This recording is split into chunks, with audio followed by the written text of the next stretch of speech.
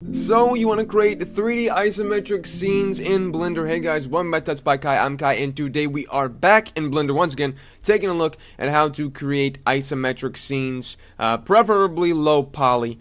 So let's get started. It's really simple. It's really adorable. We're gonna get started. I'm gonna go ahead and delete our default. Actually, we're gonna leave default cube. Hit 0 on my numpad to go into the camera's view. I'm gonna select the camera and go to the dimension scene tab. Sorry, and we're gonna change the resolution to 2000 by 2000, which is a nice square size.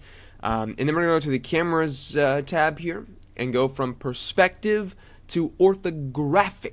With our cube, I'll hit S to scale our cube up, and then SZ to scale it on the Z axis to make it a bit thinner. I'll hit GZ to move it down, S to scale it in a little bit. Just get that where I want it to be, which is about right there. Looks pretty good for today. I want to go ahead and maybe do like a kind of mountainous, rocky kind of thing. So I guess that's what we'll do today. So I'll go ahead and with our deformed cube selected, I guess, we'll go to Object, Apply, Scale. Now we can hit Tab to go into Edit mode, and we'll go ahead and go over to, we'll hit W, actually not W, we'll right click and hit Subdivide, right click, Subdivide, right click, Subdivide. But instead of doing that, you can see we have all of these thinner pieces here on the side rather than the squares that we have over here. So we can fix that by undoing all that and adding loop cuts instead. So we'll go ahead and add, we'll just do one there, one there, one there, until we have semi-cubes on the side here. You can see they're pretty much cubes already, so we'll do the other side as well until we have all the cubes. We could edit the number of cuts up at the top, but I like doing it by hand. We'll go ahead and right-click, we'll go back to our regular cursor. Alright, so we'll go to the wrench tool over here, which is the modifier tab. We'll add a modifier, and that modifier will be a displacement modifier. And we will go and create a new texture. So we'll go to the texture tab down here, hit new, and then we'll go to from image or movie to clouds. Now you can see what we have here. We need to tone it down though, so we'll go back to the modifiers tab. We'll turn the strength to 0.2. Looks pretty good. And then we'll go to the materials tab here, give it the material that it is already, of course. We can go to the render tab and grab our lamp. Hit G to move it, select it, hit G to move it. Turn it to a sun, and then we'll just RZ, G to move. We'll leave that on sun. We'll hit Shift D to duplicate that. Then we'll change this one to an area. We'll change the shape to square, and we'll turn the size way up. Something about right there. We'll hit Shift D once again to duplicate it, but this time we'll move it down here and double tap R to rotate it 180 degrees, so it flips right on around there, and then we'll turn the power down, so we have a little bit of rim light on the backhand side, so it's not completely black back there, which is nice. Outline selected, there we go. So we hit this little drop down box, turn off extras.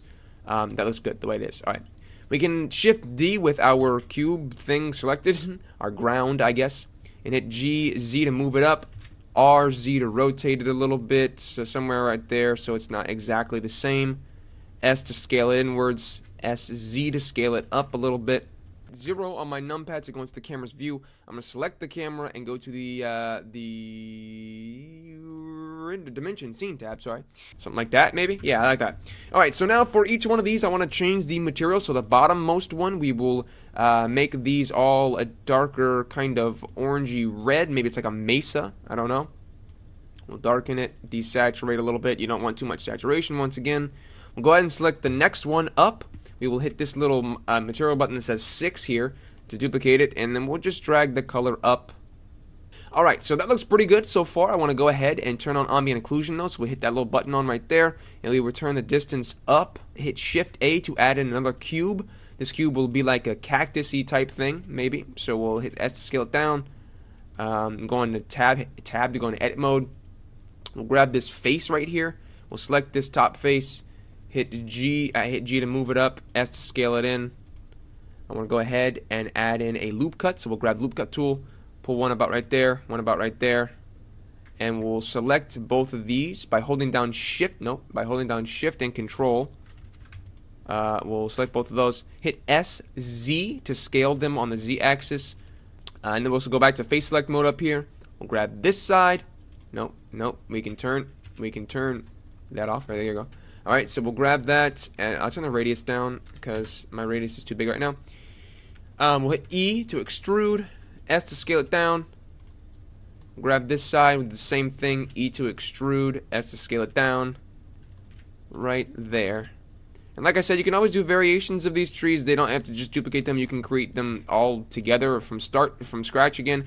You can do like this, pull up some sides, you know, but I just, we're running out of time, so I didn't want to do too many variations. But we'll go ahead and we'll do one different one. We'll put that right there. Now for these, I wanna color these all a different color as well. So select this guy. Maybe this is a rock, so we'll color him gray.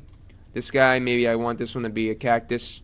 Alright, now I kind of want to do another rock, so we'll go ahead and hit Shift A, add in a cube, scale it down to about right there, hit Tab to go in edit mode, go back to face select mode, top face, S to scale it down, G, Z to move it down, pull the rock up. I like variations, so we'll color them all different color grays, just so they're very slightly off. We'll create a new material for each one of them. I want to be a bit darker. That looks pretty good. And what else? Maybe I want to do some water. We'll do some water. We'll Shift A, add in a plane, hit S to scale it up as much as possible, G, Z to move it down. We'll go ahead and the same process. We'll go to hit Tab, right click, subdivide, right click, subdivide, right click, subdivide, right click, subdivide, and I think that looks good the way it is. Tab to go back out of edit mode.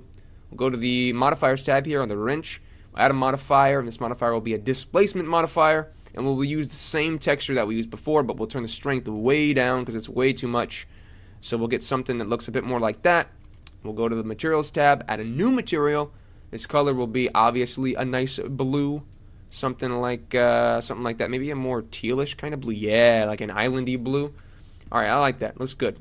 Looks good. Looks good. Looks good. And we can also turn the specular up for this if you want to. You turn the roughness down, so it's a lot more shiny. You could also take this a step further and make this transparent and then do a whole underwater thing with a secondary layer like something like that, which I'm not gonna do, but you could totally do that. We could also do like a mini water scene. Ooh, I like this better. Alright, so we'll go ahead and do something like that. We'll duplicate that other one, rotate by 180 degrees, 180, RZ 180 rather, and I want to zoom my camera out back out again. Something like that, so we get the whole picture. And this bottom one, instead of it being blue, we'll hit this little 2 icon, and we'll make this one like sea floor. Now for the background, we'll go ahead and do one last thing. Shift A, plane, we'll RX 45, RZ 45, then we'll hit S to scale it up, and we'll move it back until we don't see shadows on it anymore from our actual scene. Maybe something like that, and then I will go ahead and on that plane I will go to object, snap cursor to selected, then we'll hit Shift A, we'll add in a light. This will be a point light, and we'll just move it out a little bit. So now we'll turn the power of it up, so now we have a little bit of a gradient thing going on here, not too much though because it'll start glitching out on us. And we can do some post-processing really quickly. We'll add in a little bit of bloom, which looks even cooler. Oh man. And we could do some volumetric, so we'll hit that on real quick. We'll split our window into two, go to the left hand side here, open up the editor, go to the shader editor, and then we can go ahead and in our world tab here, go from object to world. We can hit Shift A, search, mix, we'll grab a mix shader, and we'll plug this into the volume. We'll search volume, and we'll grab both the absorption and scatter nodes. So we'll grab scatter, then Shift A, volume, and we'll grab the absorption. And then I'll plug both of these into the shader outputs. And now, once we fix up the density and stuff, 0.1 for the volume absorption, and we'll do 0.04 and then -1, and we'll change those colors around so it looks a bit cooler. So we'll get a bit of a bluish purple color. So that is our isometric low poly scene. I hope you boys and girls enjoyed it. I'm gonna go ahead and mess around with these bloom settings because I love bloom a lot. I want to get a little bit of that fog in there, which looks pretty sweet. Hope you guys and girls enjoyed it. I will see you in the next one, but until then, bye-bye.